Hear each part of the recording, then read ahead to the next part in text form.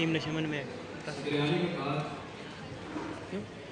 रेतजारों की वुसअतों में इश्क़े आदमियत की पहली दास्तान मेरा हुसैन।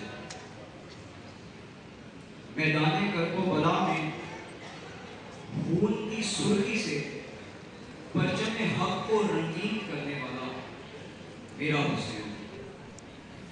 तारीख़ इंसानियत की किताब मुक़द्दस में इश्क़ का पहला हवाला मेरा हुसैन। सदरियानी वकार ये करबला है जहां तनाबों पर तने खैमे इश्क वालों की दरगाहें।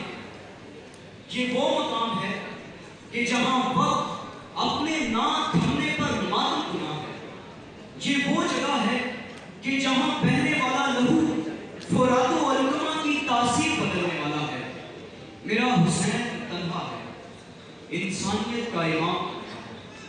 लेकिन सदरियानी वकार उस दौरे तारीख में मेरा हुसैन इश्क का ऐसा नया